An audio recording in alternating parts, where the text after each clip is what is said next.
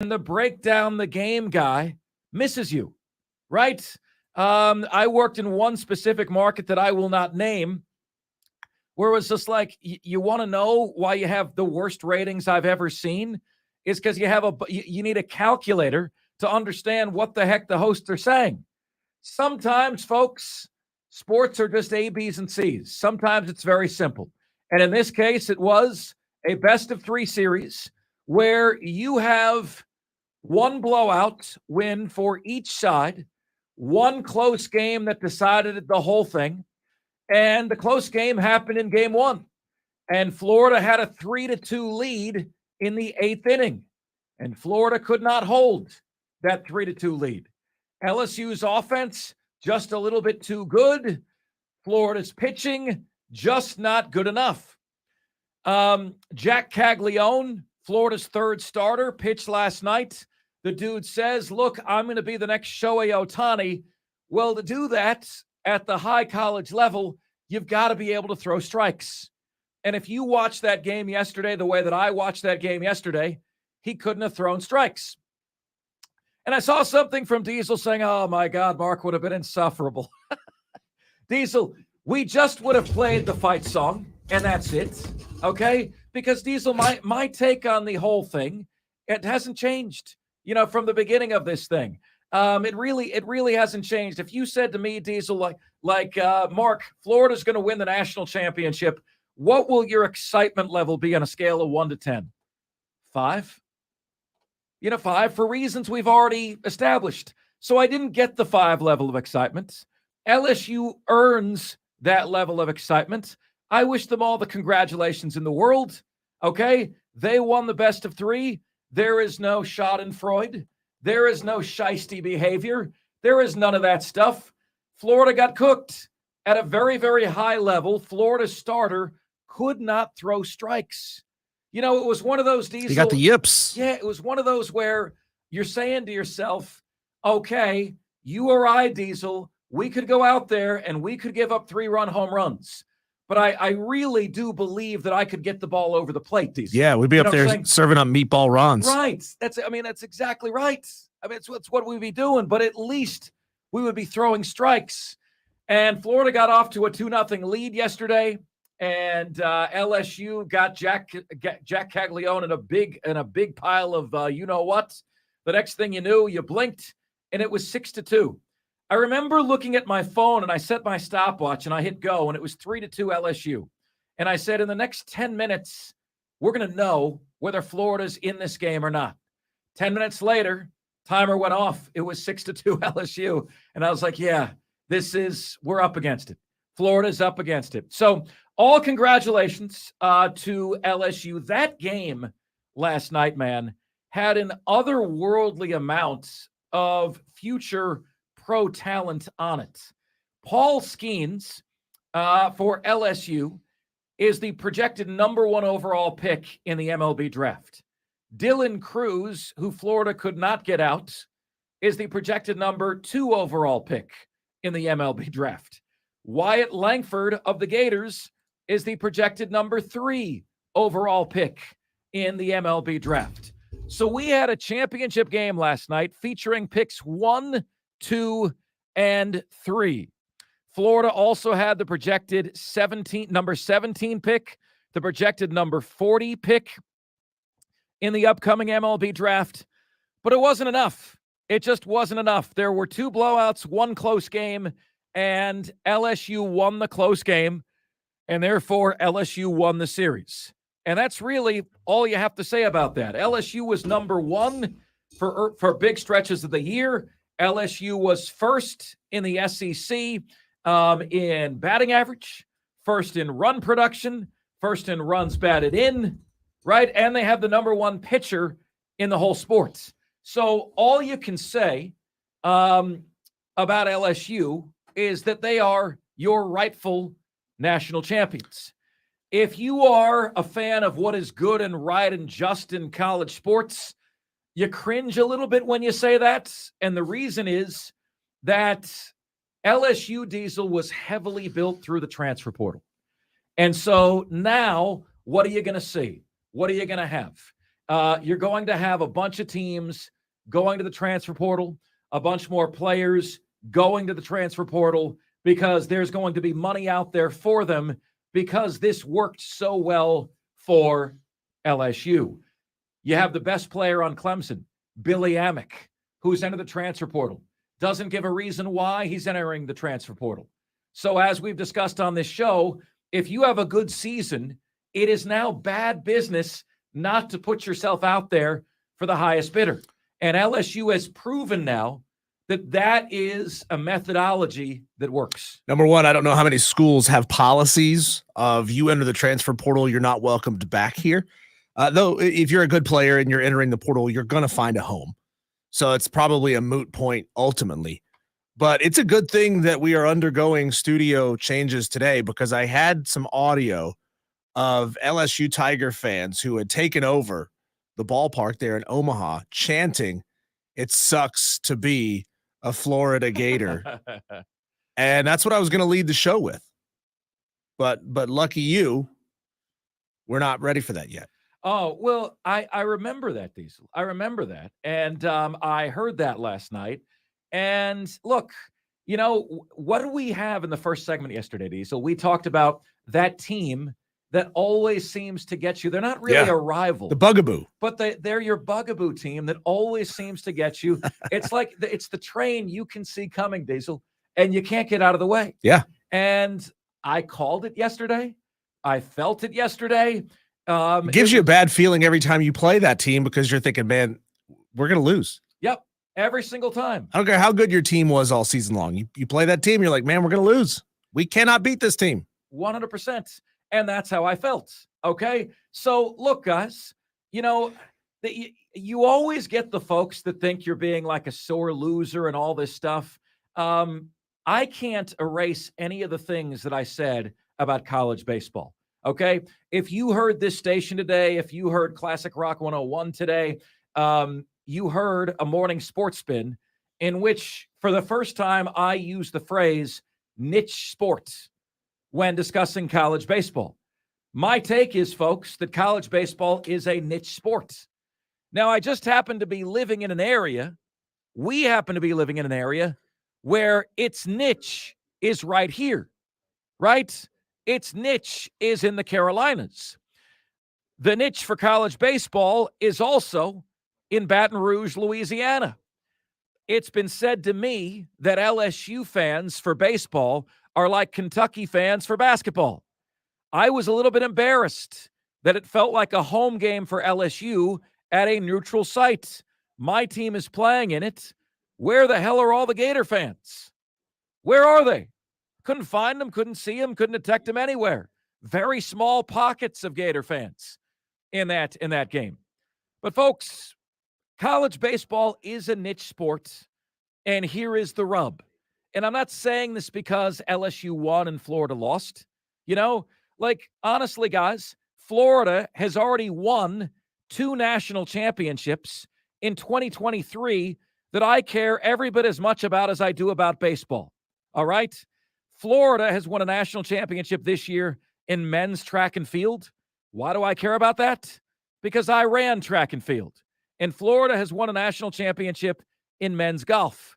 All right? So Florida is one of only a few schools, LSU and UCLA being the others, that have won national championships in multiple sports. I was about to say, Diesel, that LSU has 3, but I've noticed the third one, Big Game Boomer has down here is Jello shots. So they've won a national championship in Jello shots. Look, those national championships mean as much to me as the baseball one does, folks, or would have. I watched the men's track and field team win the national championship, looked it up, watched it on TV, was cheering along. I ran the 800 meters in high school, which is the half mile. Still proud of the fact that I ran it in 2 minutes and 13 seconds. But high school athletes today will tell you that's not going to win a meet anymore. 2 minutes, 13 seconds isn't going to win a meet.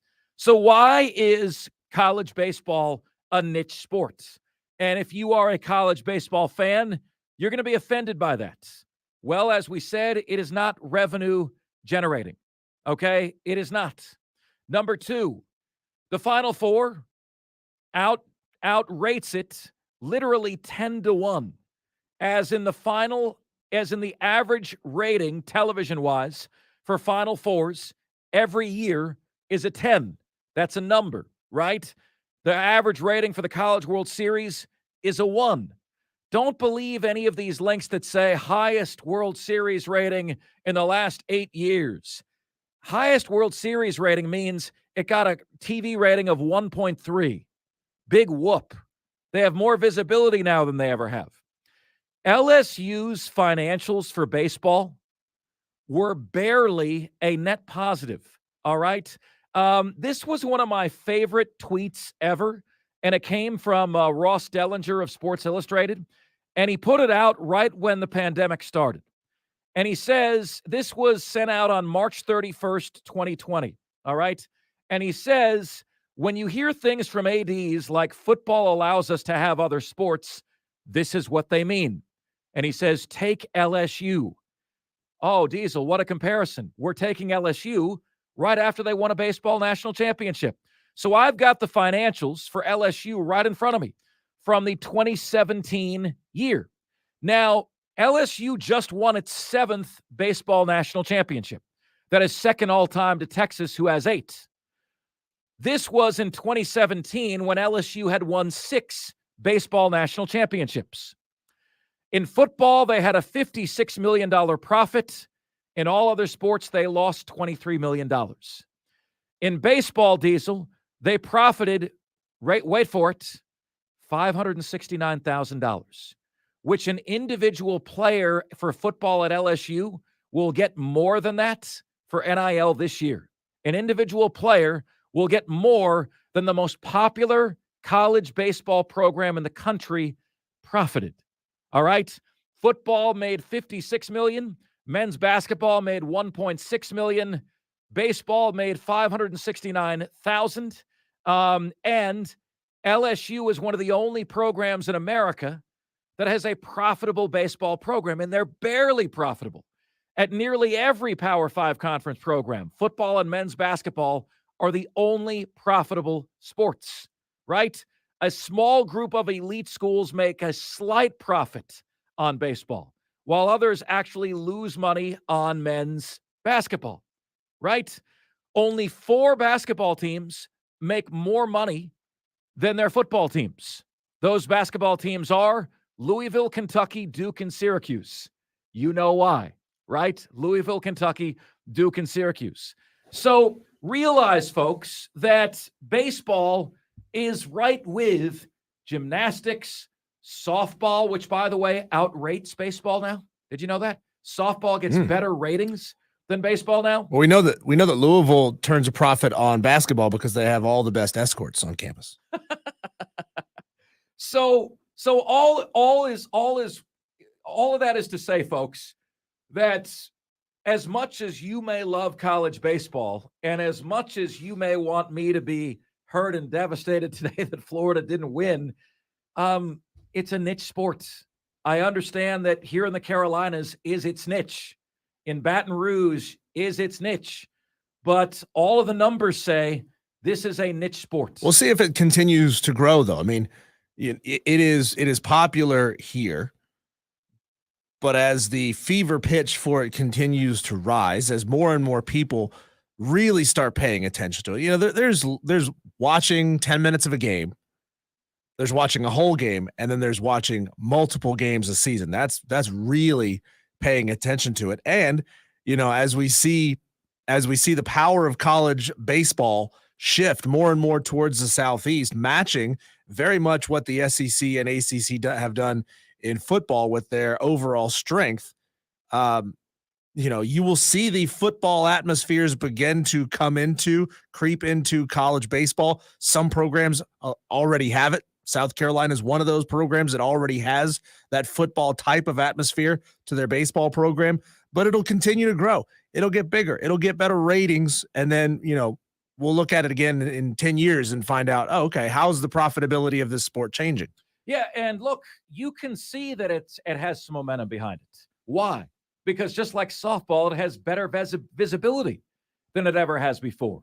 Now, You can't have Clemson and South Carolina's first game of the regional on streaming only. That's an embarrassment, Diesel. That is a freaking embarrassment. Imagine we were able to get Furman basketball on national television for March Madness, right? The tragedy is that we have how many broadcast stations around here and none of them can pick up the rights to broadcast it? Unbelievable. It's unfreaking believable. And the final point I'd like to make on this, guys, is you wouldn't believe I still get emails, messages. Hey, Mark, when we're on the stream, which we're not today, we've got some transition going on in our studio. Pardon our dust, right? But when we have a huge Furman Paladin football flag in the background. We are huge Furman Paladin supporters. We cover Wofford. We wish all the schools in this area success. We carry Furman. We have relationships with Furman. We really wish Furman well. I never want to hear again another person sound bent, Diesel, that Furman baseball is gone. You have the financials. If LSU freaking baseball with 7 national championships barely turns a profit, what the hell do you think it is for every other? It's not a profitable sport. It's an expensive sport. It's not profitable. Have you ever seen the financials when they pull, especially smaller schools? I'm sure this happens at larger schools as well. But when they start pulling the financials of how these programs are funded, and you see some schools who are sometimes subsidized 60 to 70% of their budget by student fees, it blows you away. So you got grown-ass fans enjoying a sport that students of the university are paying for. I think it was, I saw the financials for the Sun Belt Conference a week or two ago.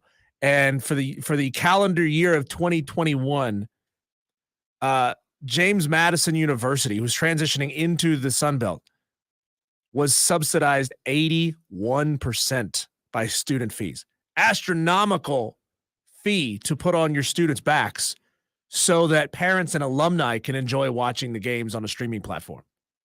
It's crazy. Yeah. I mean, that's absolutely nuts. And that was an extreme case, but there were multiple programs in that conference that were funded more than 40% by student fees. Diesel, LSU averages 10,918 fans a game. Mm-hmm. That is second in the SEC, the best baseball conference, to only Mississippi State, who averages 11,202. They need to average 10,918 fans a game to barely break even or barely be in the black. It sounds like they need to either raise ticket prices or they need to build luxury seating so that people with a whole lot of money, like the CEO of Raising Cane's, can buy up a big block of luxury boxes so that the program can make money off of these guys. South Carolina's 5th in attendance. They're at 6,864. Clemson is 15th, 4,093. Florida's 7th, 5,831. But you need to average 15,000 to really turn a sizable profit. And, even the attendance leaders are barely turning a profit at this sport. I better never hear anyone complain about no Furman baseball ever again. You think they wanted to get rid of the baseball team? You got no tuition money coming in. You have no ticket money coming in. You have booster support dwindling in the middle of a pandemic. And you got virtually every single big-time baseball team in America losing money. And I still have people tell me, Furman baseball, Mark, they should have never gotten rid of it. Yeah, well, it's not about should have. They didn't want to get rid of it. We all have to make tough decisions. Do you think that those attendance numbers are going to be used sometime in the next 24 hours by Gamecock fans to trash talk Clemson fans? Perhaps. Yesterday, this blew me away, and I was seeing this happen in the YouTube thread. People were comparing the total number of players that their football program's jerseys they had retired. So a completely arbitrary internal designation of you're great, we're going to retire your number was somehow a point of contention between Clemson and South Carolina fans. We've retired more, so we're better. What? There's no objective scale or reasoning for retiring a number. You do it because you want to, not because they hit some magical mark that says, now we got to retire this number. Let's Proof exactly that Gamecock and Tiger fans will argue about anything. All right, here. Let's check and see what you guys are saying. Texter says, this is good, Texter. This is good. If sex is a sport, then the Tigers finished on the Gators. That's good, Texter. That's good. I'll give you a point for that. Mark, sorry, but I'm a Gator hater. Always been and always will be. SEC hater, but way to run those Gators, LSU. Texter says, I picked LSU, got Florida right on the dime, but missed bad on the score. I'm the winner. There was no winner, Texter. Like, if no one is close, no one is the winner. Texter says, Mark, I was at the Braves game, and the guy sitting in front of me was watching LSU Florida, so I watched both games. Madcraft, I'm sorry that you were drawn away from a much better game for even 2 seconds. Okay. Another thing I'll mention, the product. You know, like you had a national championship series and 2 games sucked from a competitive standpoint. Sucked. All right. Now, it's not just the P1s that are watching that. You're having a lot of people watch it. How many fans are going to stick around to watch Florida win 24-4 or LSU to win whatever they won by last night? Right? You had one good game.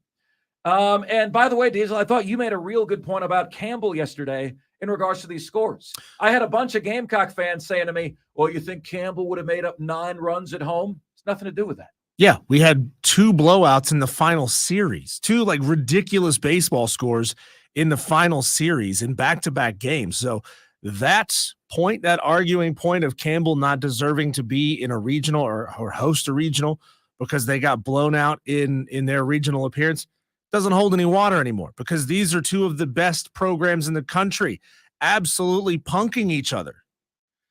LSU won 4 out of 5 games against the 1 and 2 seeds. They lost the first game to Wake Forest, backs against the wall. Okay. Won 2 in a row against Wake, won 2 out of 3 against Florida. You win 4 out of 5 games against the 1 and 2 seeds. You are the rightful national championship. Texter says, Mark, are you familiar with the story of the Florida baseball coach and his now wife? I stained my hands when I heard about it. I saw that on TikTok, and I don't trust TikTok. Can you confirm that story, Texter?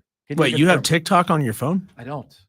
I don't trust TikTok, Diesel. Do you have it? No. No, I don't have it. There's a story, though. If you want to call in and share with us what that story is, we'll take your call. Offsides will continue right after this.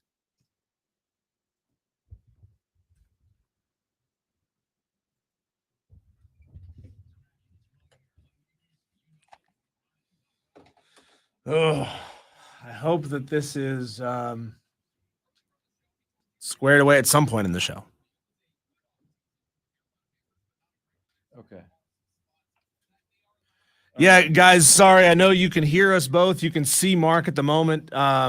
We're undergoing some hardware changes here in the studio, and that's kind of putting us behind the 8 ball today. But since it means so much to you, we wanted to make sure that we did jump on the stream here and at least give you something. So, yeah, again, apologies that it's not up to our typical standard, but hopefully by tomorrow and as we get deeper into the week, we'll be back to say hello to Chris Evans, engineer extraordinaire. So, guys, I'm going to put you I guess I'm going to put you in the deep freeze here for just a second, and we'll be back on the show after this.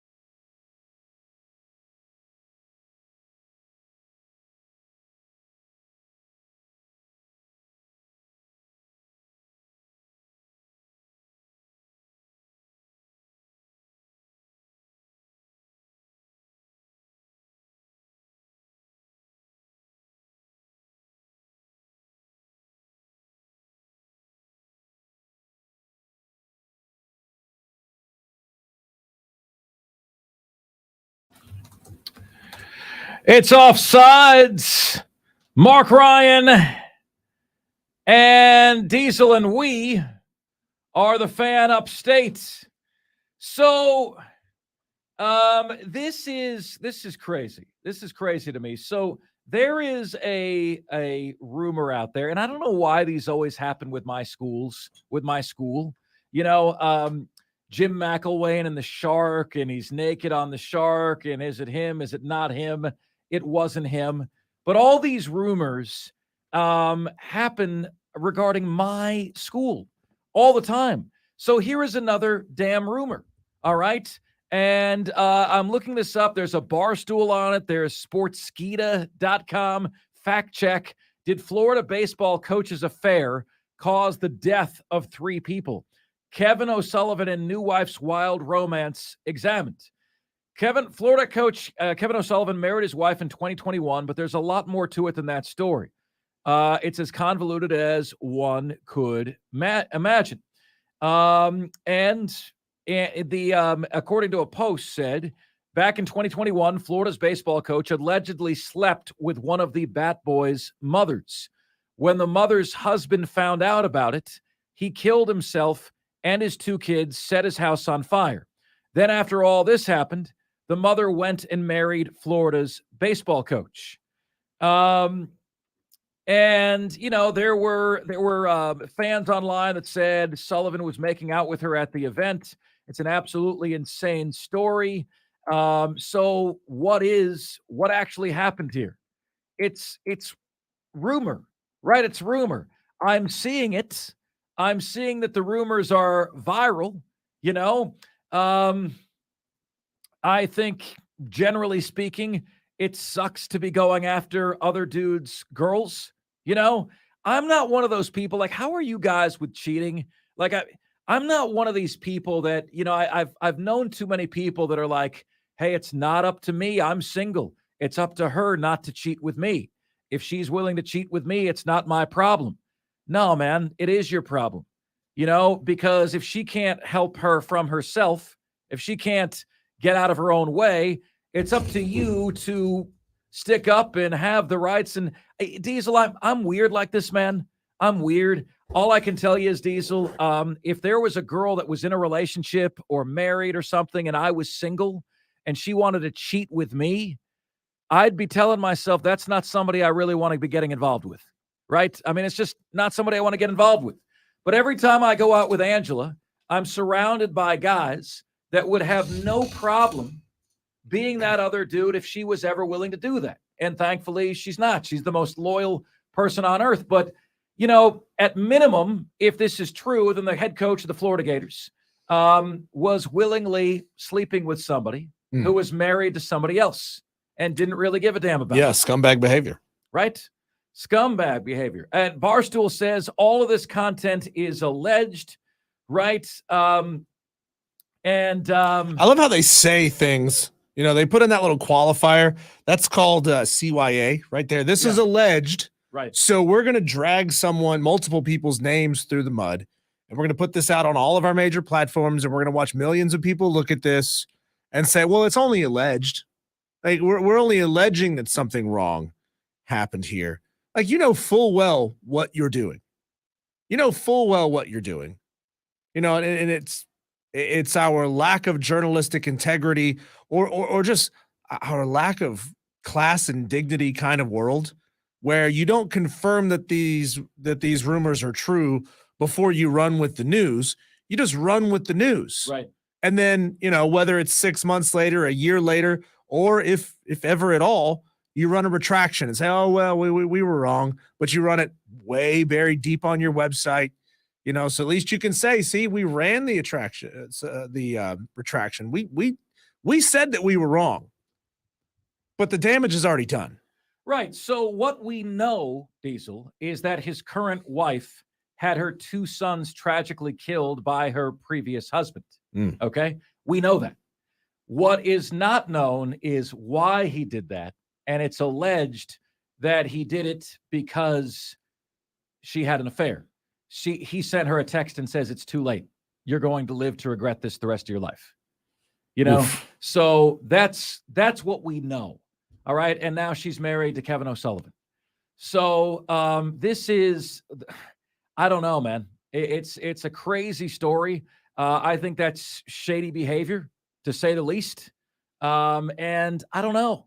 Like, do you guys feel that, like, if one person is cheating and that person is, if one person is involved with someone who's in a relationship and that person themselves are single, are they doing anything wrong?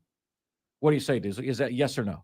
Are you talking about in a marriage or just any kind of relationship at all? You're single. Yeah. And you're hooking up with a married woman. Are you doing anything wrong? Yeah, absolutely you are. There's so many people who feel like they're not. Yeah, you're absolutely doing They say it's something not wrong. up to them to say no. It's up to the wife to say no. Well, that is an entirely selfish point of view. Right. 100%. And, now Kevin O'Sullivan is married to that. If you meet a woman that you're a single guy, she's a married woman, or vice versa, and you fall madly in love. Look, the heart wants what the heart wants in that situation, I guess. That's what divorce is for. That's what divorce is for. If you both feel that strongly and you're willing to wait, and in the state of South Carolina, you have to be separated for a year before you can even get a divorce. So you're now having to wait a year. If you can wait, if it's true love, you should be able to wait a year. Evidently, this guy wrote, "You should have put your family first. Now it's too late. You're so selfish. You're going to live with this for the rest of your life." And her two sons, Rex and Brody, and her estranged husband are no longer. That's a messy situation to still get involved with the guy who may have caused the death of your two children and your husband. What a coward, killing himself and his kids over his wife cheating. Giant P word. Man up and go beat somebody's ass. Yes, Texter, yes, but also, what about the wife? What about Kevin O'Sullivan if he was in fact involved with that? Texter says, well, this is good, Diesel, because this texter is not always known for texting the most morally sound things. Okay. And he says, as soon as I find out someone is a cheater, I stay away. Once a cheater, always a cheater. Texter, that might be the most morally sound thing I've ever seen you say. It warms the cockles of my heart, Texter. It really, really does. 71307 on the text line is where you can get to us. Okay. Coming up next on the show, we're going to get to the very hard-hitting sports journalism topic of, is sex a sport? I kid you not, folks. There's a reason for this. I'm not just making this up. This isn't peak off-season content. Well, it kind of is.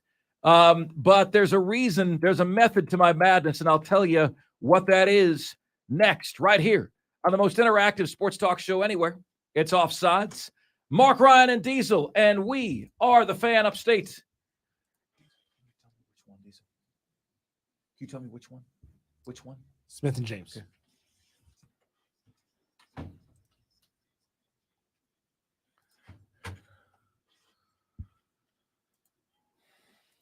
Here to tell you guys about my friends at Smith & James Fine Men's Clothing right here in the upstate of South Carolina. Folks, every time you head out for something, you're running an errand, you're going to pick up a shirt, you're going to pick up a tie. I don't need a lot. I just need one piece. Well, Smith & James has always had my one piece.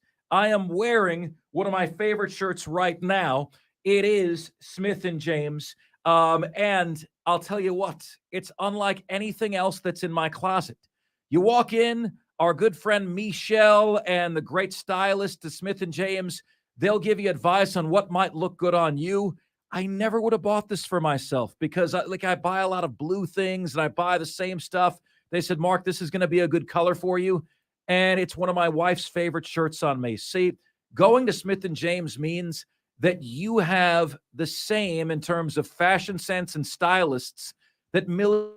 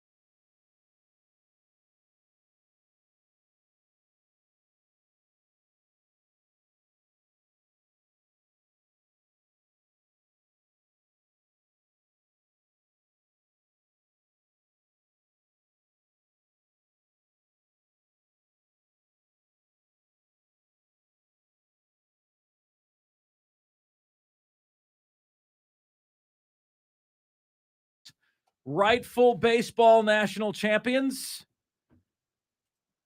Don't say I never said anything nice about you. Please don't do that. Okay. Diesel, quick question for you. Have you ever knowingly been aware that you were being cheated on? No. I have never either. Now, that just makes me wonder, Diesel. I did win Most Gullible one time, so I got a bumper sticker that says I smile because I have no idea what's going on. Okay? I don't know, Diesel, if that's just me being gullible, that I don't realize that I've been cheated on. I have no idea. But we got a few texters here that say, like, look, yeah, you beat his ass, break his jaw, and you serve some time, and it is what it is. Texter says, let's see here. Fortunately, I was still a youth when someone cheated on me, but permanently disfigured that man and spent a year in juvie for it. I understand the temptation, to go all Hulkamaniac at somebody who just cheated on you with your girl. I'm more mad at the girl.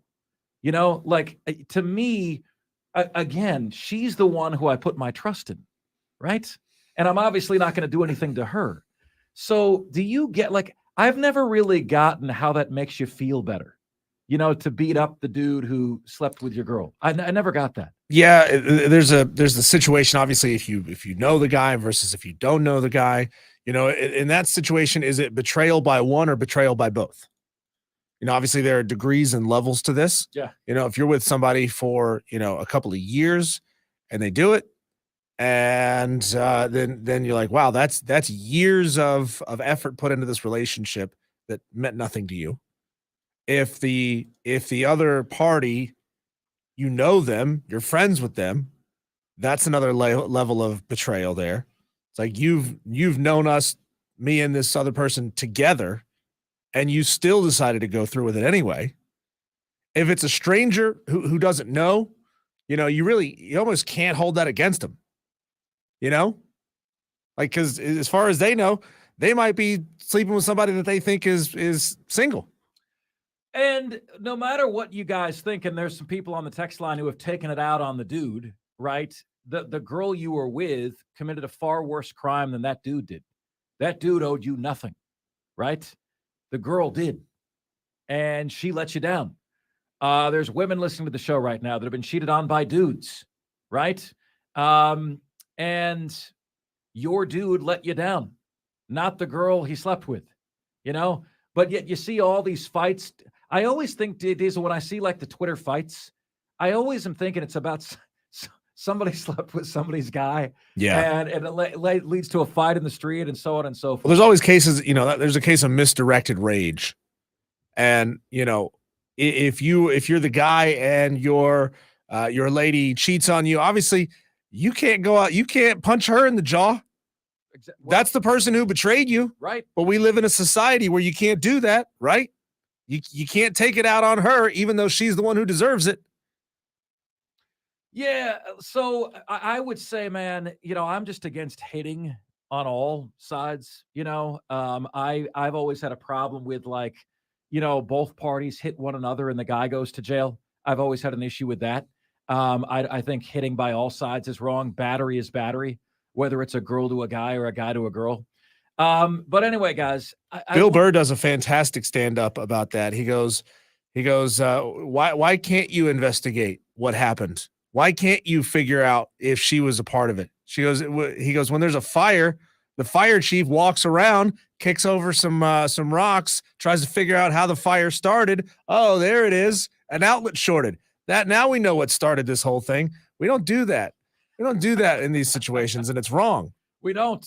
You don't, and it is really odd. There's it's not to say that there's absolution in those cases. It doesn't absolve you of the bad thing you did, but it may justify or qualify what you did so that someone may say, oh, I kind of understand that. I might have done the same thing. I might have seen red and done the same thing. 71307 on the text line is where you can get to us on the show. Texter says, if sex is a sport, then I guess I'd fail the physical for performance-enhancing drugs. We're going to have to push that topic because we are up against it, and there's another one I want to get to. Loaded 4 o'clock hour for you guys. Texter says, Mark, those guys are hating the player and not the game. Yeah, 100%. Like, I fail to see what kicking some dude's ass who hooked up with your girl, what does that do for you? You know, like, you're not the police, that there's no crime involved in that. Plus, we live in an equal opportunity society. You should be able to kick her ass. Would you stop it?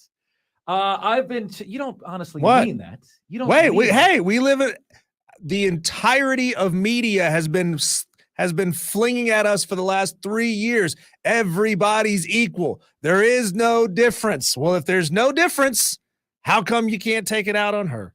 Diesel, I realize how terrible I sound right now. No, all you got to do is walk into a bar, a ladies' night, and you realize right away that things are not equal. They call all the shots. They have always called all the shots. It is far from freaking equal. You know it. I know it. Everybody knows it. Texter says, I've been cheated on. As a man, you want to stomp the other dude out because it's a shot to your male ego. It's a territorial thing. Also, as a man, you can't knock the female out, so somebody has to get these hands. Oh, geez.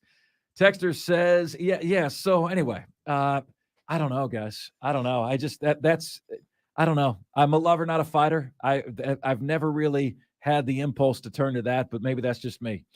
Coming up next on the show, a Clemson fan posed an interesting question to me yesterday that I'm going to hit you with on the flip side here on the show that gives you both sides. It's Offsides with Mark, Ryan, and Diesel, and we are the fan upstate.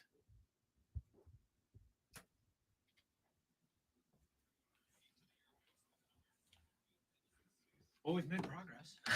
Here we go. You've made progress. I've pushed our station back a couple of years. Yeah, we survived You should be able the to- first hour, man. You should be able to smack her around a little bit. So I don't know that I would go that far, but I do remember there was an incident a few years ago, just like 3, 4, maybe 5 years ago, maybe even longer than that, of a sportist, some athlete, in an elevator. There was video in an elevator, and he hit a chick. Ray Rice. Was that who? I don't know. I assume you're talking about the Ray Rice thing. Maybe. I don't know. Maybe that's what it was. And like knocked her out. I mean, like just like. Yeah. And I remember looking at that video, and I had a very unpopular opinion, which is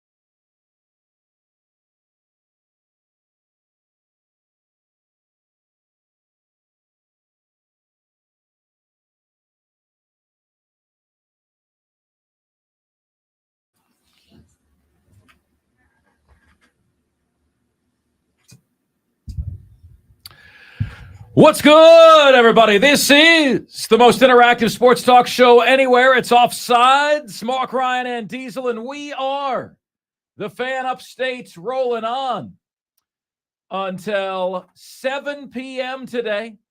Truly do appreciate you making us part of your day. Could not do it without you. Here's how you can take part in what we've got cooking, and a hell of an hour planned for you right here on the show.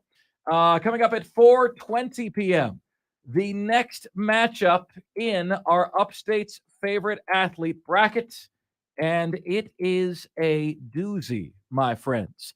Coming up at 4:40 p.m. in this hour, is sex a sport? Don't laugh. This is not an evil Mark Ryan invention. I didn't make this up, folks, okay? There is something out there about this right now that bears further discussion. That's coming up at 4:40 p.m. We've got the top 5 at 5. We've got Bill Bender of the Sporting News, college football talk coming your way at 5:20 p.m. this afternoon. And we have you here on the most interactive sports radio show anywhere. Here's how you guys can take part. You can give us a ring at 844-FAN-PHONE. That's 844-326-3663.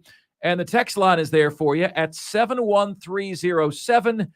Just start your text with the word fan, and away you go on the show.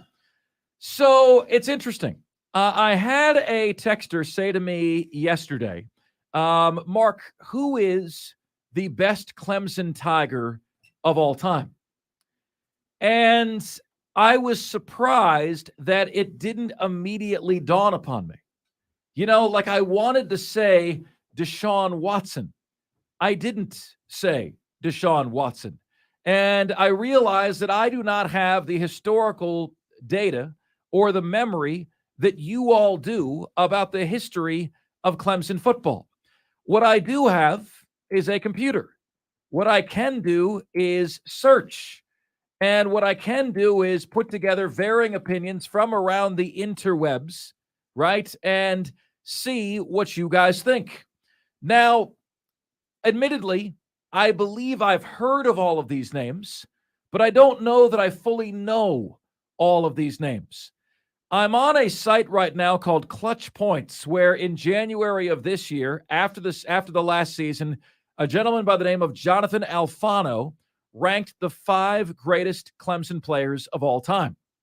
At number 5, he says it's William the Refrigerator Perry. 1981 to 1984, recorded 25 sacks and 60 tackles for loss in his time at Clemson, leaving the program as the all-time leader in both. His younger brother, Michael Dean Perry, broke his sack record just a few years later. He was a 3-time All-American, played a key role on the 1981 national championship team. There are those of you out there right now who watched William the Refrigerator Perry play. We did at one point have him in our Upstate's favorite athlete bracket, and then we were corrected that he is from Aiken, and Aiken is not, in fact, the Upstate. But is William the Refrigerator Perry the best Clemson player of all time? This was a guy, next up, that I would have given anything to land as a Buccaneers fan and as a host in Tampa. I would have been wrong because I didn't foresee all the injuries that he had. Okay? And that is Sammy Watkins. In the early 2010s, DeAndre Hopkins, Sammy Watkins combined to form one of the scariest wide receiver duos in college football history. One might assume Hopkins had the better stats, but that wasn't the case. Watkins was actually the greatest receiver ever to play at Clemson. In his 3-year career, Sammy Watkins had 240 receptions, 3,391 yards receiving. That's an average of 1,100 yards a year, and 27 touchdowns, 9 receiving touchdowns per year on average. He is the school's all-time leader in receiving yards, tied for first in receiving touchdowns and second in receptions. Many great receivers have donned the Clemson uniform over the years, but Watkins is the best of them all. What is your theory as to why Sammy Watkins at the NFL level wasn't better? He was solid, right? But he wasn't spectacular. Was it solely injury? Is that the reason Sammy Watkins didn't achieve his ultimate potential?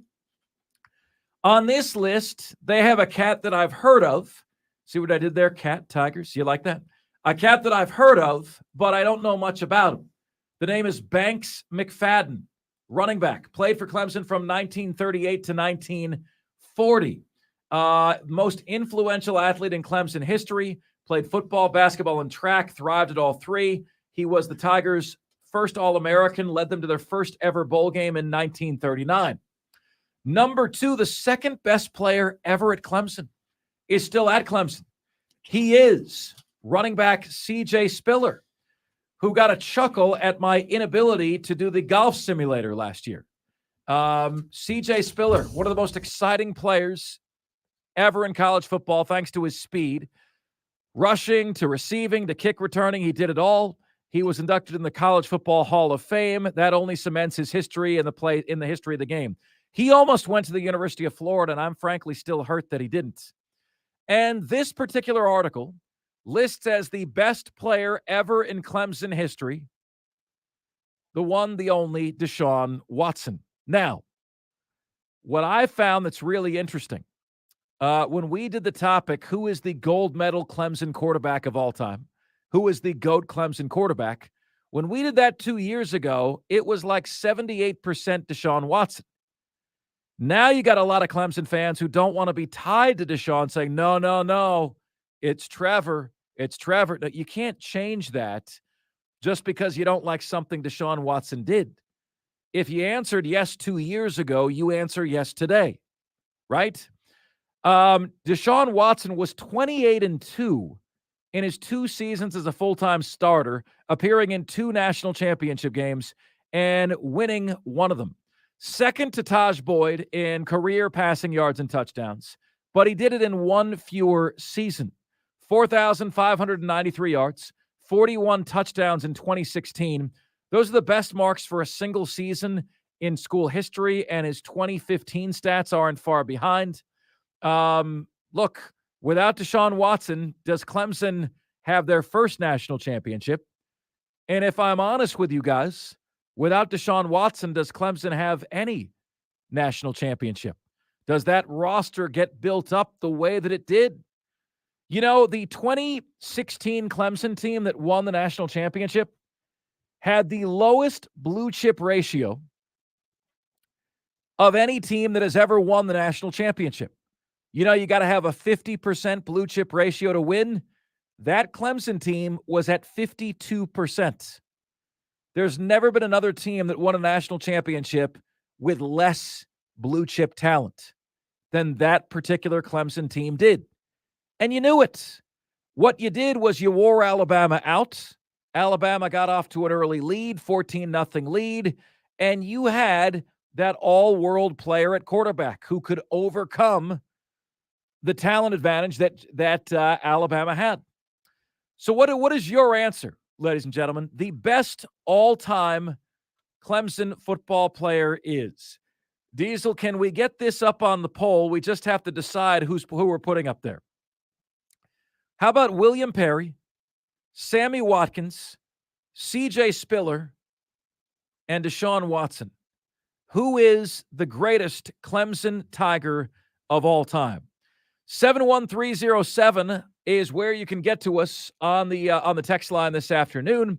Texter says, I would say Clemson's greatest player to me is Michael Dean Perry, who is William Refrigerator Perry's younger brother. I've got another list. Here are some names that are up here. Banks McFadden, Benny Cunningham, Joe Bostic, Jerry Butler, Steve Fuller, who's in our Upstate's favorite athlete bracket, Jeff Davis, Terry Kennard, William Perry, Michael Dean Perry, Donnell Wolford, Brian Dawkins, Raymond Priester, Anthony Simmons, Gaines Adams, rest in peace, C.J. Spiller, Taj Boyd, DeAndre Hopkins, Sammy Watkins, Vic Beasley, Deshaun Watson, Mitch Hyatt, Christian Wilkins, Isaiah Simmons, Travis Etienne, and Trevor Lawrence. That list went in chronological order, right?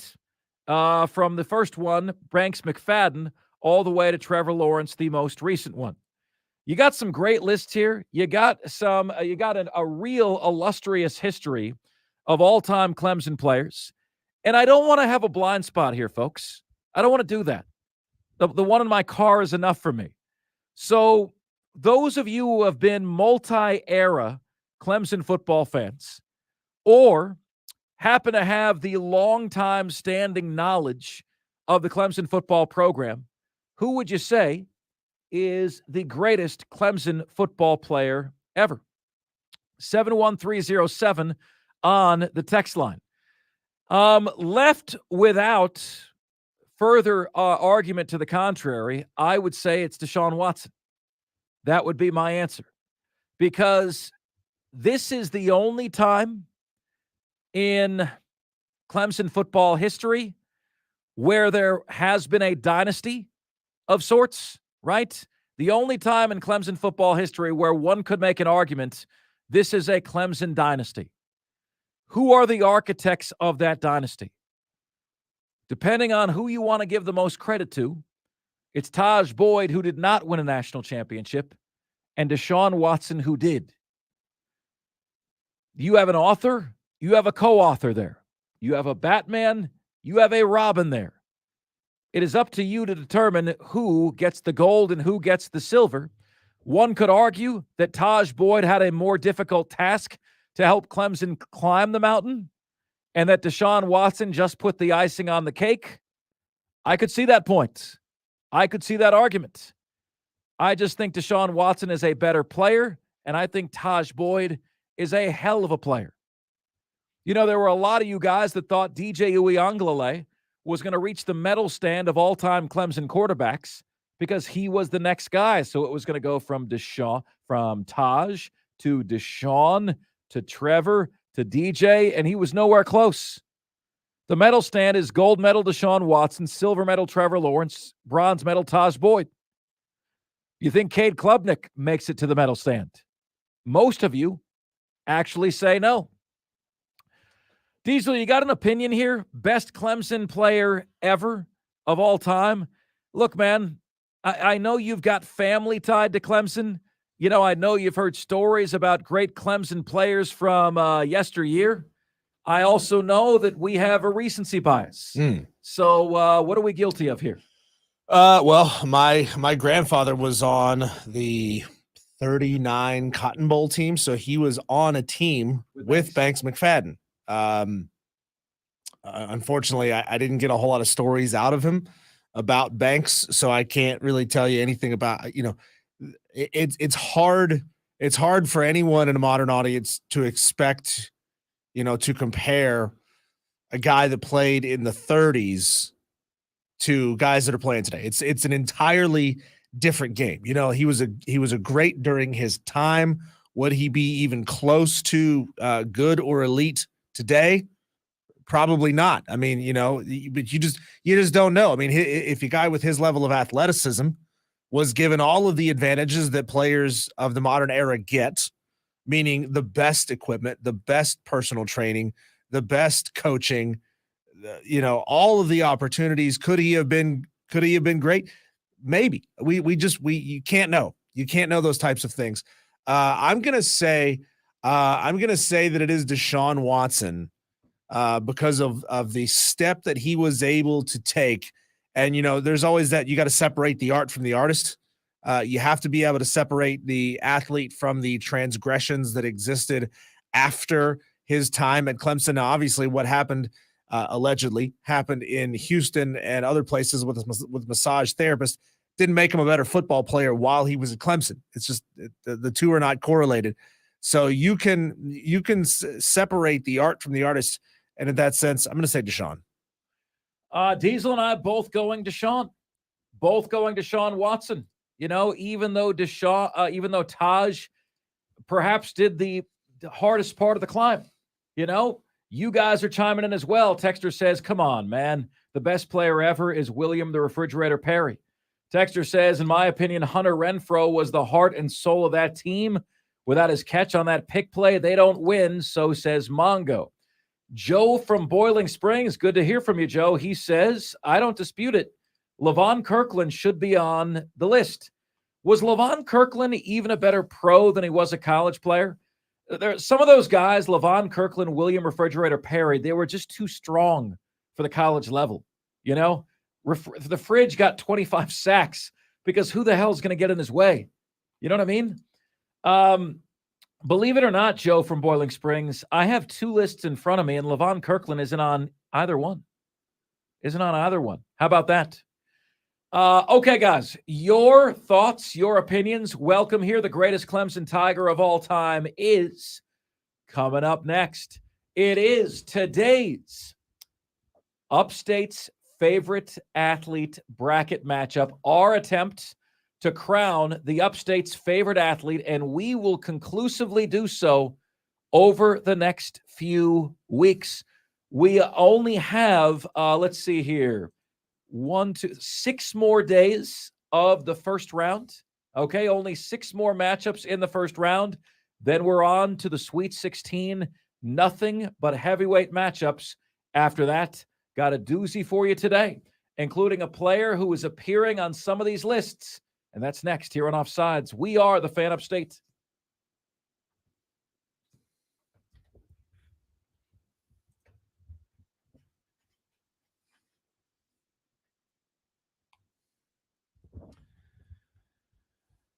How about that, Diesel? We got the Red Rocket to do a read for the Fan Upstate, man. Sign me up. Sign me up for that indeed. All right, here to tell you guys about my friends at Mr. Sparky of the Upstate, your local electrician right here in upstate South Carolina. You know, guys, they've got an opportunity for you right now at Mr. Sparky of the Upstate to save some big-time dollars. And that opportunity is there for you by way of what they're calling the Power Club, which you can join for right around $8 a month. $8 a month, folks, is a fast food meal. Perhaps not even that. And for that much, for that amount of money a month, for $96 a year, you can be guaranteed to save a ton of money in blood, sweat, and tears, in repairs, in replacements, so on and so forth. With the Power Club, you get a once-a-year 70-point safety inspection. You do that for your car. Why wouldn't you do that for your home? You get a panel tune-up, right? Again, you do it for your car. They'll test your smoke alarm and replace smoke alarm batteries for you. That's really important.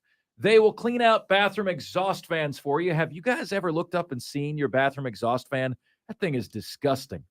And they will wipe down all ceiling fan blades, and they will balance the fan blades for you. Plus, they will even replace customer-supplied bulbs for you. Folks, it's simply the best deal going right now in the upstate. So here is how you sign up. Visit them online at MrSparkyoftheUpstate.com. Be sure to spell out Mr. That's M-I-S-T-E-R, SparkyoftheUpstate.com.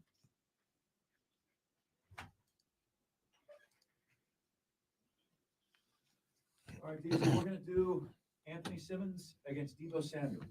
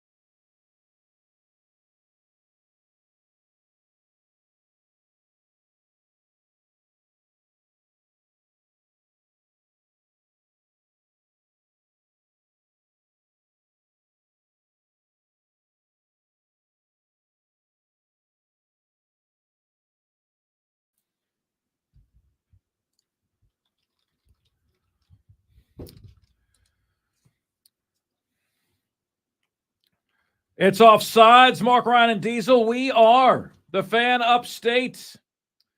Truly do appreciate having you guys with us here on a Super Tuesday edition of the show. All right, my friends, it is time to get down to business. And we've got some good business to get down to. Yesterday on the show, we had the all-important matchup, all right, out of the MVP region. It was number 1 seed Kevin Garnett and number 8 seed Lucas Glover. The response on this one surprised me to a degree. However, Kevin Garnett did pull out the victory. Kevin Garnett does advance. In the end, when you factor in all of the different media, it was about 69% Kevin Garnett, 31% Lucas Glover. Lucas, his case just not strong enough to take out KG, although, you know, for a 1 seed, 69% in round 1, I think KG is vulnerable as a 1 seed moving forward. It'll be interesting to see how that whole thing unfolds. You know, in the next round, Kevin Garnett would get the winner of John McKissick and Stephen Davis. Could either of those guys spell an end to KG in the Upstate's favorite athlete bracket? But, my friends, our mission here, is to get to the bottom and fully determine who is the all-time favorite athlete from this area. Either they were born here, they grew up here, or at minimum played high school sports here. All right, they're from the Upstate. That's where you need to be. That's what needs to happen. So we have got an outstanding vote today, and it's one that we haven't had yet. All right, now, here's what I ask of you. Vote not with your heart, but with your head. Okay? Because you're going to be pulled in a couple different directions here. The matchup, without further ado, and once this is announced, you are able to vote immediately. All right? It is out of the Rushmore region. We have a 2-7 matchup, and it is the Gamecocks' own Deebo Samuel against Clemson Tiger Anthony Simmons. You may get your votes in right now. 71307 on the text line is where you can get to us. What we want on the text line, just make sure you start your text with the word fan and then hit us with your vote. Deebo Samuel or Anthony Simmons. If you are hearing this right now, my friends, I'm going to ask that you please take just a quick minute and send your vote in. Now, let us give you the particulars. Anthony Lamont Simmons, 1 year older than me, was a first-round draft pick in 1998 out of Spartanburg High School, went to Clemson, had a pretty decent NFL career of about 8 years, 8-year NFL career, played for the Seattle Seahawks, played for the New Orleans Saints, was a 3-time first-team All-ACC member, was a consensus All-American. He was on the Pro Football Writers Association All-Rookie team in 1998 as well. He had 10 quarterback sacks. He had 9 interceptions. He finished his career with 595 tackles. He also had 2 different seasons, 2000 and 2001, where he had more than 100 tackles. Maybe his career lacked the duration that you would hope, but according to many lists, who are the best Clemson Tigers ever? Anthony Simmons is among the top 25. Here's what Yardbarker says. Played at Clemson from 1995 to 1997. Simmons made an immediate impact pretty much from the moment he stepped on the Clemson campus. He has the distinction of being the first defensive player to be named UPI Freshman of the Year In 1995, he totaled 105 tackles. The three-time All-ACC first-team selection. That is insane. Three-time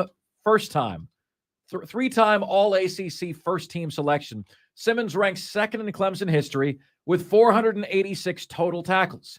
His 178 tackles during the 1996 season are the second most by any Tiger for a single season. Simmons also recorded 52 tackles for loss during his career with the Clemson Tigers. So one of the best defenders that has ever played for the Clemson Tigers. And he went to the NFL, was a first, there's kind of a trifecta here, Diesel. You played high school here, right? You're from here. You played high school here. You played for a local team. And then you went to the NFL. You were first-round pick. He's got it all. All-American in college, from the upstate, went to Clemson, first-round draft pick, pretty significant NFL career, pretty sizable piece of the Seattle Seahawks cog there, right? And I'll tell you what, is a point of pride Anthony Simmons is for everyone here in the upstate. How about his battling mate? How about his opposition? It's Deebo Samuel. Is from Inman, South Carolina. Where is Inman, Diesel, in relationship to where we are? You know? I've driven through Inman. I can't picture where it is off the top of my head. Is Inman north of Greenville, northwest of Greenville? That's about what I would guess. But Inman, South Carolina, went to Chapman High School. Yeah, it's northwest of Spartanburg. There you go. And look, was an outstanding high school player here for Chapman. Played out of his mind. Led his team to the semifinals of the 3A playoffs. In his high school career, he had 166 catches, 2,751 yards, and 36 touchdowns. He rushed 133 times for 898 yards and 13 touchdowns. That dude is Percy freaking Harvin.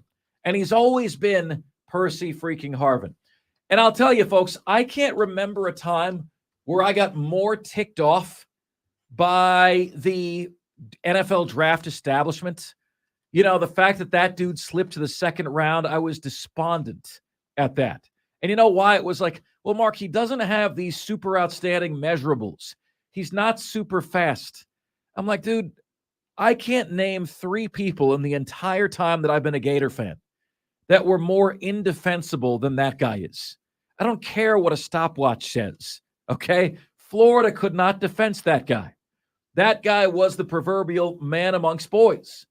And then he went to South Carolina, and he was an absolute weapon, but he only had 1 year where he played all the games, which was kind of the same problem that he's had in the NFL.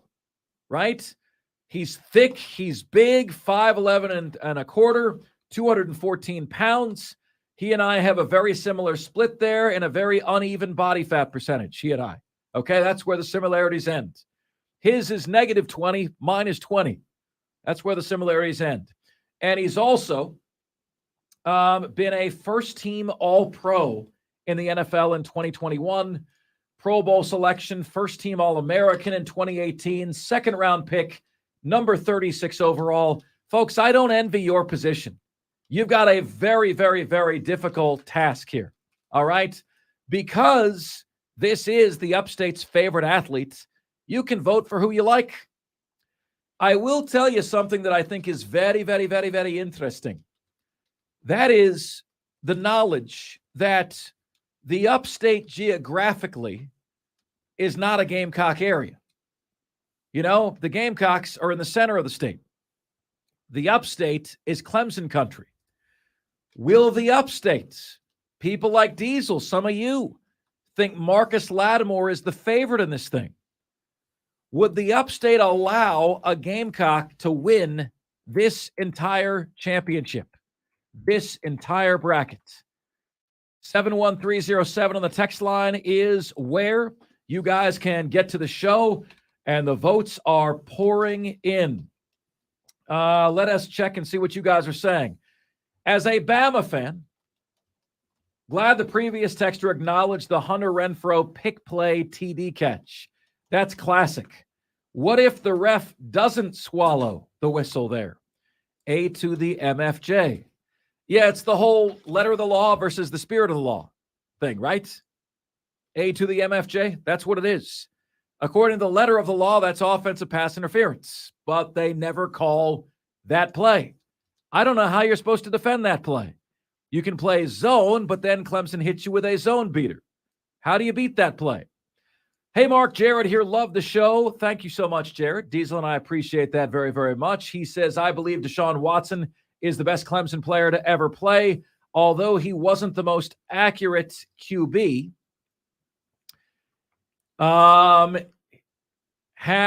He had the leadership and the poise, and you can't coach that. Also, he is the one that paved the way with that first national championship. Without Deshaun, there is no title. Jared, great to hear from you. I would ask the question, without Deshaun, does Trevor win a title? Without Deshaun, does Trevor go to Clemson? And do they have all that talent that puts together the best Clemson team ever? That 2018 Clemson team was the best Clemson team ever, right? We agree on that? Let's see what you guys are saying on the text line. All right. Vote for Anthony Simmons. Deebo Samuel. Deebo Samuel. Deebo Samuel. Texter says Deebo Samuels. We'll count it. Deebo Samuel. Texter says Inman is north of Spartanburg and Boiling Springs. Inman is a town in Spartanburg, a texter says. Texter says Deebo. Wow. Deebo coming strong in the early going. Texter says Tony Simmons. Texter says we need an entire show based on Mark guessing where various cities are in South Carolina. Hook him up to a pregnancy simulator. If he's more than 15 miles off, he gets a shock. LOL. Guaranteed highest rated show. Diesel, that was the premise of Ghostbusters. Bill Murray never gave the hot girl the shock. And even when the dude was guessing right, he was giving the dude the shock. All right? I'm down to do that. Every time I misstep or misspeak during the show, I get a shock. Are you willing to sign an agreement that says if I shock you and your heart stops, your family can't sue? Probably not, Diesel. Then we can't do the bit. I want everything that you're worth. Yeah, okay? We can't do the bit then. Let's see here. That's not much. Texter says Inman is between Spartanburg and Landrum. There you go. Is that like Northern Greer area? Inman? Spartanburg is Gamecock country. Madcraft says Deebo Samuel. Texter says Deebo Samuel. Texter says Deebo easily. Texter says without Taj Boyd, would there be a Watson? Texter says Deebo Samuel. So says Trey in Kentucky. Texter says Deebo Samuel. Guys, I'm here to tell you something, okay? Anthony Simmons is every bit the player that Deebo Samuel is. Was every bit the player that Deebo Samuel is. What is going on now is recency bias. That's it. I'm not faulting you for voting for Deebo. I'm just saying that it shouldn't be like 90-10, which it is right now. You know, Deebo Samuel has been in the NFL since 2019. Okay? Anthony Simmons was in the NFL in 1998. So the 21 years that separates them is creating the recency bias that's setting a table for Deebo domination. But make no mistake, Anthony Simmons was every single bit the player that Deebo Samuel is. Okay? Every bit the player that he is. So where am I wrong? Where am I wrong? Do you guys believe that the upstate will allow a Gamecock to win this thing? Or when we bring it back to the upstate's favorite athlete, do you no longer look at Deebo Samuel like a Gamecock? Do you separate that because he's one of your own? Because he went to Chapman High School? Does anyone have a story of what Deebo was like in high school out here? Was it as big of a deal as Marcus Lattimore at Burns? As big of a deal as Zion Williamson at Spartanburg Day School? Was it that big? Was he that good? Was he that dominant? Diesel, it is time for your vote, sir. Look, I don't really know anything at all about Anthony Simmons. I don't have experience with him as a player. Debo was obviously elite, but as you say, he was really only elite at South Carolina for one season, though he has had the longer NFL career. Anthony Simmons, higher draft pick, but Well- didn't last as long. Well, wait a minute, Diesel. Wait a minute. Anthony Simmons had a 7-year NFL career. Yeah.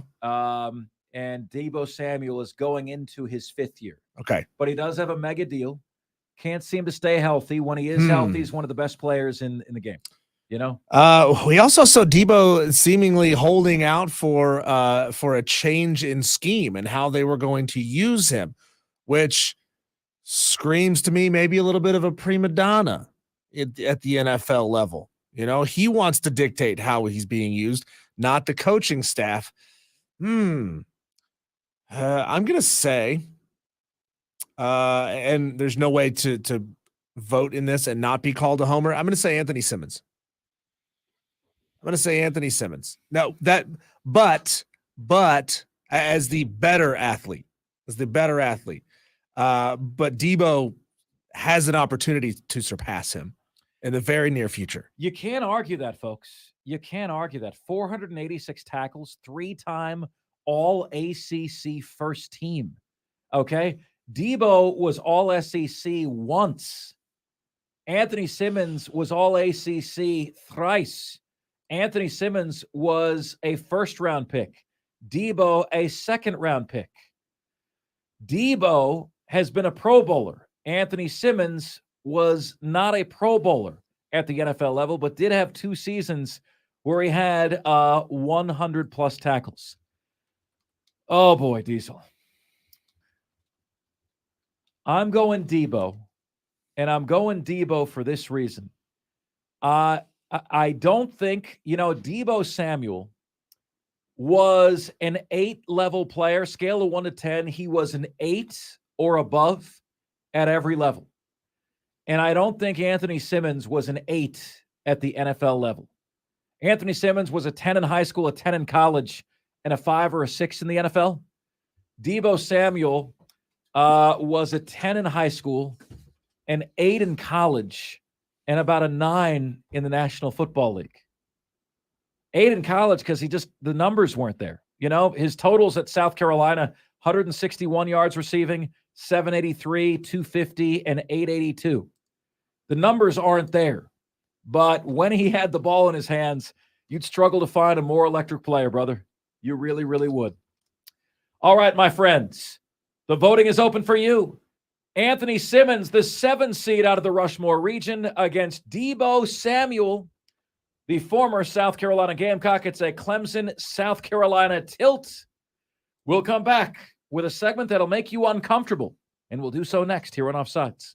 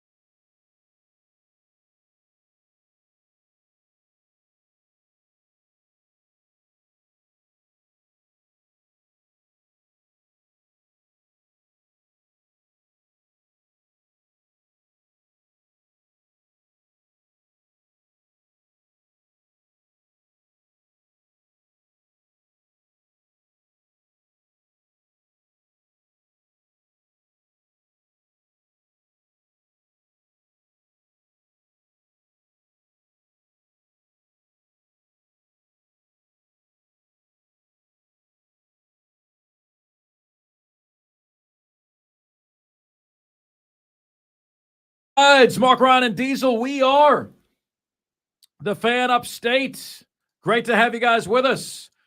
Invite you to tell your friends and family about this Upstate's favorite athlete bracket that we're doing. Get them to chime in, get them to vote. They can text in their votes at any time, or you guys know as well, the voting is up on Facebook. The voting is up on Twitter. All right. I think on Facebook, we do a like for to vote for one guy, thumbs up, or the heart to vote for the other. And on Twitter, it's just very, very straightforward. We got little bios there. The particulars are there. And then you place your vote.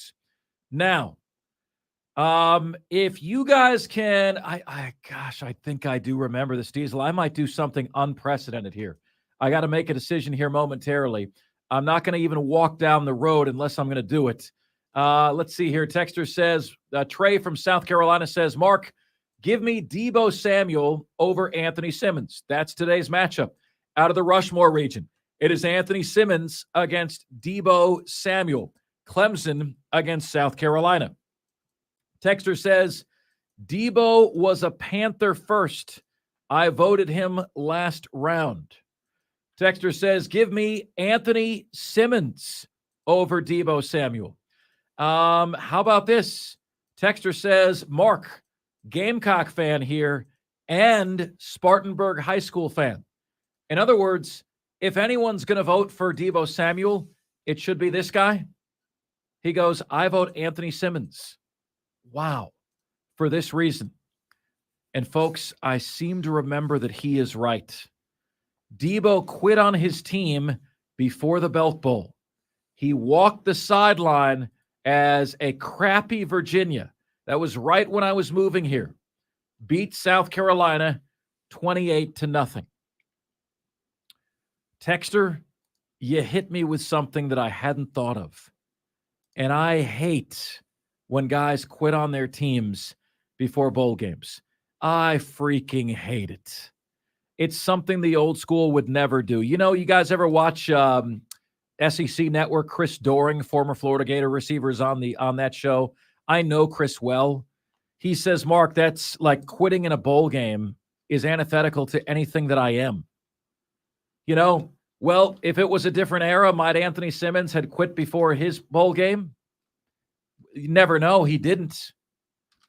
Folks, I'm about to do something I've never done before. I'm switching my vote to Anthony Simmons. I'm switching it. And there's quite a few Anthony Simmons votes coming in right now. It stains my Hanes, burns my brownies, cracks my coconuts, clogs my toilet, and punctures my air mattress. When guys do that crap where they're too good to play in the bowl game, where they're protecting their millions to play in the bowl game. I voted Deebo Samuel, and I voted Deebo Samuel because Deebo Samuel was an 8 or a better, right? On a scale of 1 to 10, he was an 8 or a better at all three levels, high school, college, and the pros. Anthony Simmons was about a 5 or a 6 in the NFL, but was a 10 in college, was a 10 in high school, had 3 first-team All-ACC selections to Deebo's 1. And it was so close for me. It was like 55-45, right? Deebo, because he's a better pro than Anthony Simmons is when he's healthy. But I can't overlook the fact that he walked out on his team in the bowl game. Can't do it. And I won't do it. So I hereby do something I've never done. I'm going to change my vote, which we are allowed to do, right? The voting is out there until tomorrow at 3 p.m. I'm voting Anthony Simmons. May Diesel's vote and my vote be the two deciding votes that push Anthony Simmons over the top. What do you guys say? 71307 on the text line is where you can get to us. We have got the top 5 at 5 coming your way next here on the most interactive sports talk show anywhere. It's Offsides, Mark, Ron, and Diesel, and we are the Fan Upstate.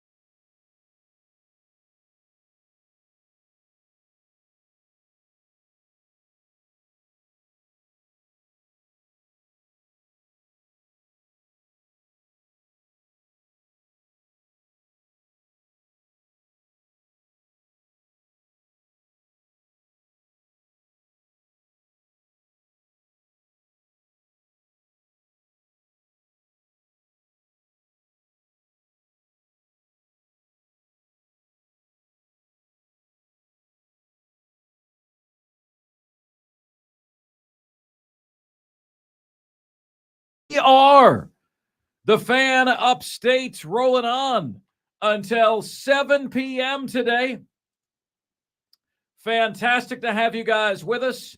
Truly do appreciate you making us part of your afternoon. Value you and appreciate you more than we could ever put into words. So fired up. I can't believe I was actually ready, willing, and able to make a change. I don't change my opinion a lot, but I had that I had that really key feeling about that particular player, Anthony Simmons, and that's a big thing for me. When you skip out on your team in a bowl game, that sticks with me. And I'm not going to say that would always be the tiebreaker, folks. As I switched my vote today from Deebo Samuel to Anthony Simmons and our Upstate's favorite athlete bracket, it wouldn't always be the deal breaker, but it will be the tiebreaker.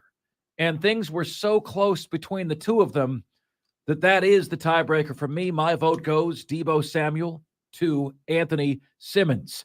Who is your vote for out of the Rushmore region? It is the 2-seed Deebo Samuel against the 7-seed Anthony Simmons. These two guys, I understand there's a difference in popularity. Chicks dig touchdowns, not tackles, right? At the same time, they were very, very close in terms of dominance at the high school, college, and professional level. We've got Bill Bender of the Sporting News joining us in the very next segment of the show. We're going to ask him, who is the most hyped athlete that he was ever part of the hype machine for? Has he ever seen a roster like Coach Prime's in Colorado's? Such an interesting roster. He's got like 5 stars and walk-ons. You know, the Colorado roster has no middle class. You know, it's walk-ons and 5 stars, and that's it. And you don't really know what to make of it. Plus, at 5:40, a segment that will make you uncomfortable. But it is time for us to do that jam. We call it the Top 5 at 5, the top 5 biggest sports stories of the day, the top 5 topics we're discussing. Ladies and gentlemen of the Upstate, Offsiders, the Top 5 at 5 starts right now. And now, the Top 5 at 5. And 5, 4, 3, 2, 1. Hit it. 5. All right, at number 5 here on the show today, my friend. We have asked you guys the question, who is the best Clemson football Tiger of all time? And we value your take. We value your input. Diesel and I are both going Deshaun. I could understand a vote for Taj Boyd. Did more of the climb up the mountain, whereas Deshaun was the icing on the cake, right? But Taj didn't win a national championship. Deshaun won the first. I could see Trevor Lawrence, architect of the best team in Clemson football history. But again, Trevor got there basically after the cake had already been made. Yes, he helped make the cake even better. And then you've got the old school guys in Clemson football lore. What about William the Refrigerator Perry? What about Sammy Watkins? How about Banks McFadden? Diesel's granddad played with him. C.J. Spiller. Anthony Simmons is a name that is not only in our poll today, in our bracket today, but has been mentioned. How about Gaines Adams, C.J. Spiller, DeAndre Hopkins? How about Raymond Priester, Brian Dawkins, Donnell Wolford, Michael Dean Perry, the Fridge's brother, Terry Kennard, Jeff Davis, Steve Fuller, Jerry Butler, Joe Bostic, Benny Cunningham, and the aforementioned Banks McFadden. Those of you who go back, those of you with a deep and intimate knowledge, of Clemson football history, who is your greatest Clemson Tiger of all time? Are we in agreement? Are Diesel and I in agreement with you? Is it actually Deshaun Watson?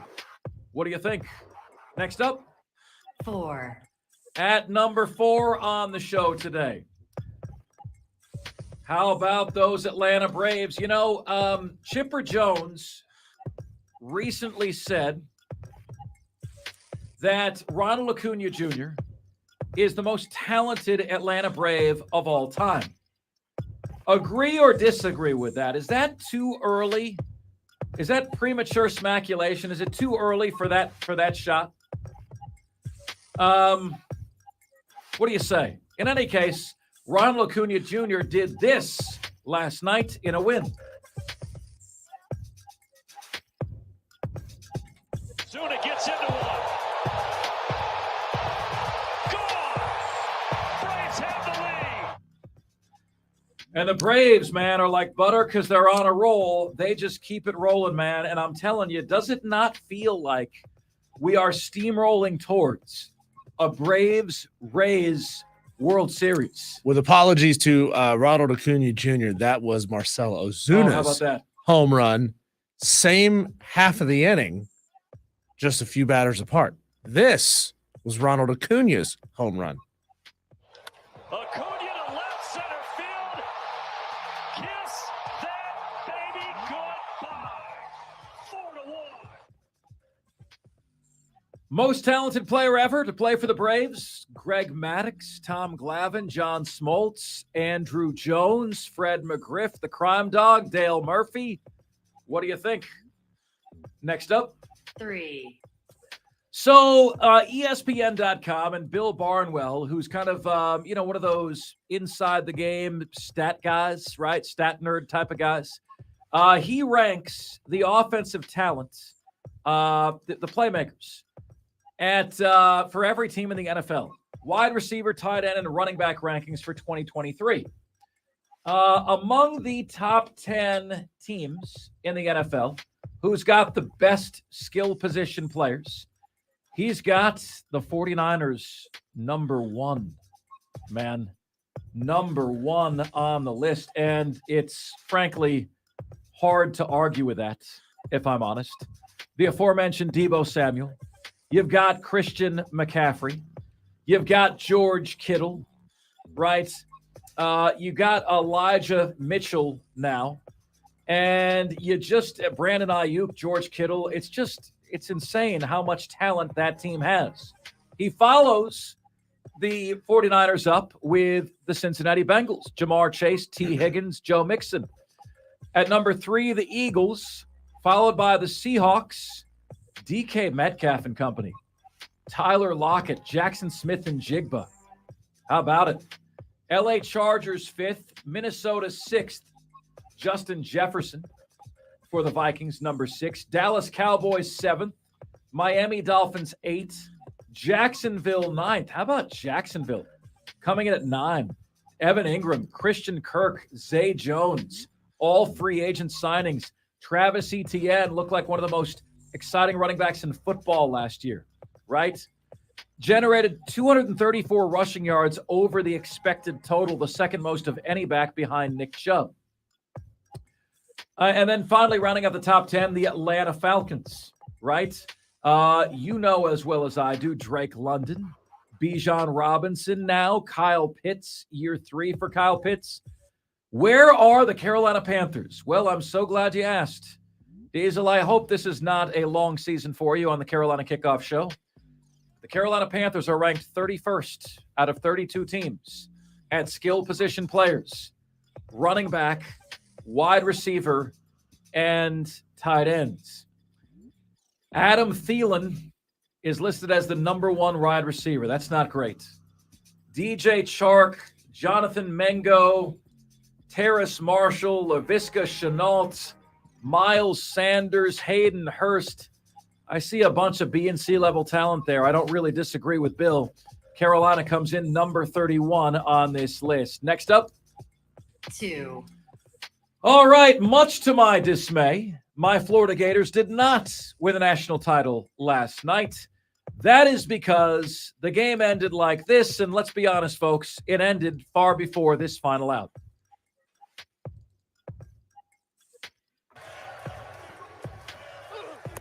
There it is. And for the first time since 2009 and 7th overall, the Tigers can say we are are champions.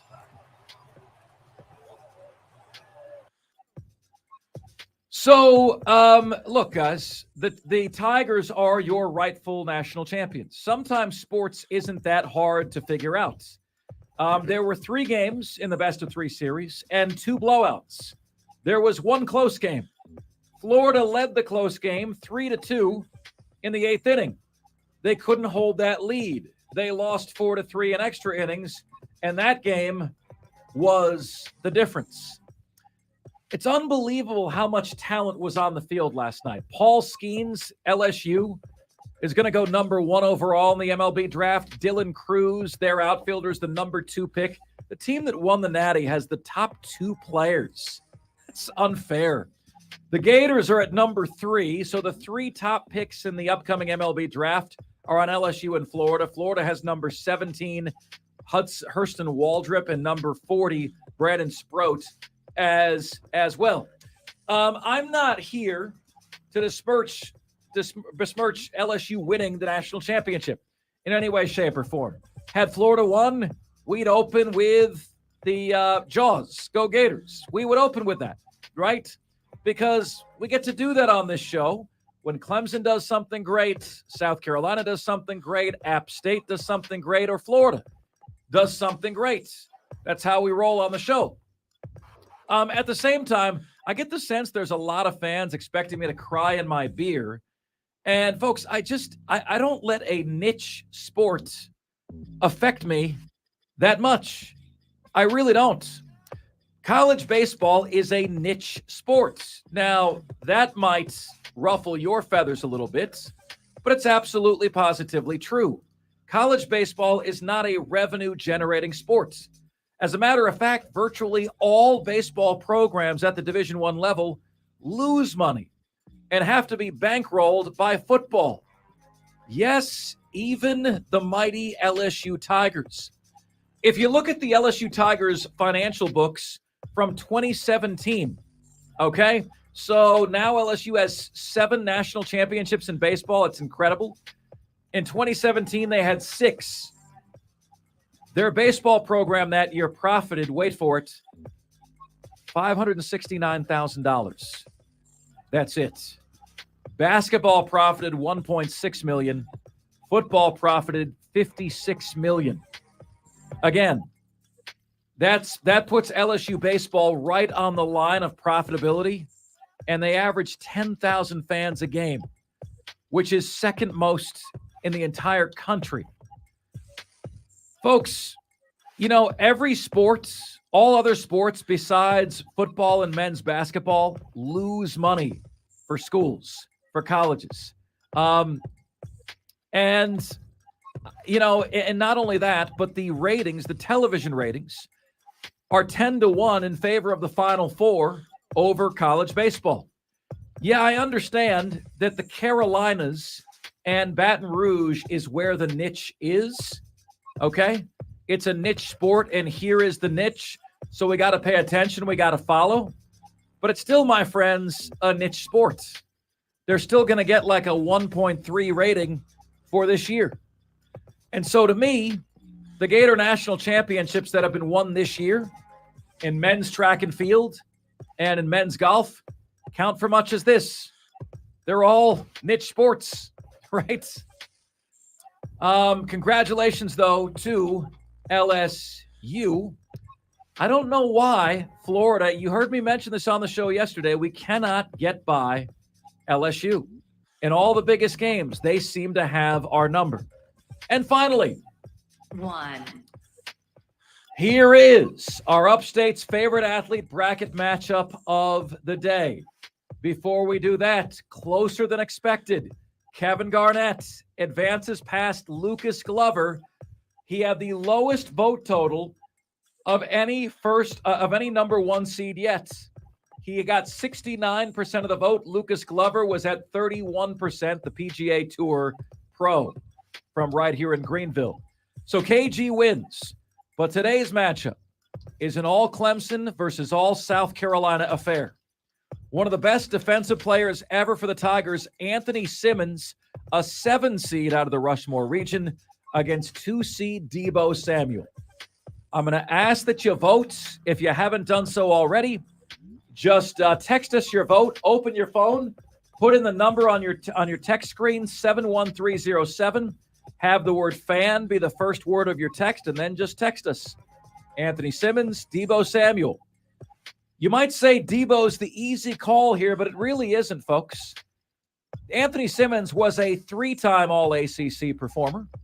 Deebo Samuel, a 1-time. Both were otherworldly here in the upstate in high school. Out of this world. Anthony Simmons for Spartanburg High and Deebo Samuel for Chapman. Out of this world. But Anthony Simmons was a 3-time All-ACC performer, and Deebo Samuel was a 1-time All-SEC performer. I think Deebo's a little bit better in the pros. But, folks, this is a coin flip that tilted for me in the direction of Anthony Simmons. I initially voted Deebo Samuel, and I changed my vote when a listener reminded me that Deebo Samuel walked out on his Gamecock teammates before their bowl game in the Belk Bowl against Virginia. That breaks the tie to me in Anthony Simmons' favor. What say you? We want your votes right now. And those are today's top 5 at 5. Now it's your chance to chime in, which you can do at 844-FAN-PHONE. That's 844-326-3663. You can get to us on the text line at 71307. Just start your text with the word fan and away you go. You can get to us on Facebook, where you can like our page at The Fan Upstate. On Twitter, where you can follow our page at The Fan Upstate. And on YouTube, where you can subscribe to our page at The Fan Upstate. And finally, email. You guys can all email the show. Mark Ryan, that is M-A-R-C Ryan, at thefanupstate.com. All the different ways you can get in touch with us here on the most interactive sports radio show anywhere. All right. Coming up next on the show, you know him as one of the best college football writers in the country. He is Bill Bender, and he joins us next right here on Offsides.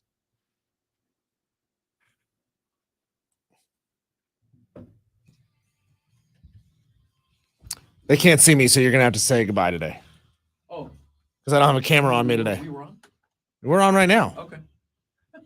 Hey, guys, what's good? What's good? Good to see you. I had no idea we were on. So in our studio here today, we've got a bunch of new computers going up. We're upgrading here. We're moving on up. And so we've got everything. You guys didn't see me even look at the camera one time all show. My bad. Love you guys. Appreciate you. Please get your vote in if you haven't already. And pardon our dust. We'll have this thing all cranked up and running here sooner rather than later. Okay. We appreciate you guys. If you can, please get folks to subscribe to our YouTube channel. Can you each get 3 people to subscribe to our YouTube channel? We'd love to have you there. We'll see you guys tomorrow.